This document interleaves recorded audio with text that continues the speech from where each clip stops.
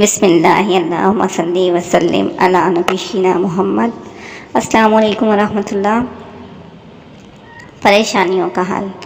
ایک آدمی روزانہ اپنے خاندان کو دیکھ کر اور اپنے خاندان کے اخراجات کو دیکھ کر پریشان رہتا کہ کیا کروں، اتنی پریشانیاں ہیں۔ کبھی بیماری آ جاتی ہے تو کبھی قرض، کبھی بچوں کے اخراجات کی پریشانی تو کبھی گھر کا خرچ۔ ان سب چیزوں سے پریشان وہ روزانہ اس بات کو سوچتا کہ کیسے پورا کروں یہ سب۔ اسی علاقے کا بادشاہ روزانہ کئی دفعہ اعلان کرتا کہ اگر کسی کو کوئی پریشانی، کوئی بیماری، کوئی دن دولت، رزق کی ضرورت ہے تو وہ آ جائے، میں مفت میں دولت بھی دیتا ہوں، بیماری کی دوا بھی دیتا ہوں، پریشانیوں کا حل بھی دیتا ہوں۔ بادشاہ دن میں کئی دفعہ اعلان کرتا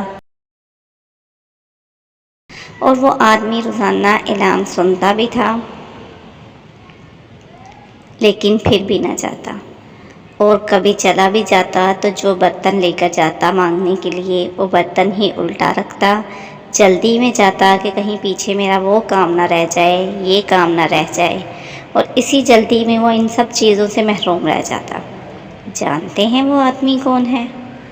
وہ آدمی میں ہوں، وہ آدمی آپ ہیں، وہ آدمی ہم سب ہیں۔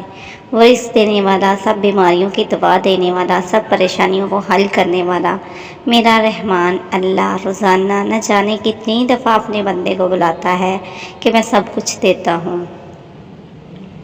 ہم لوگ روزانہ اس کی بات سن کر نہ جانے کون سے اتنے ضروری کاموں میں مگن رہتے ہیں کہ اتنی پریشانیوں کا سامنا کرے ہیں، لیکن کبھی ان کا حل بتانے والے کے پاس نہیں جاتے، اور اگر کبھی غلطی سے چلے بھی گئے تو جلدی میں ہی لگے رہے۔ نہ تو ہمیں مانگنے کا طریقہ پتہ ہے اور نہ ہم نے کبھی اپنا برتن سیدھا کیا کہ اس میں کچھ آ جائے۔ دعا ہے کہ اللہ آپ سب کو اور مجھے بھی عمل کی توفیق دے، آمین۔ السلام علیکم ورحمۃ اللہ۔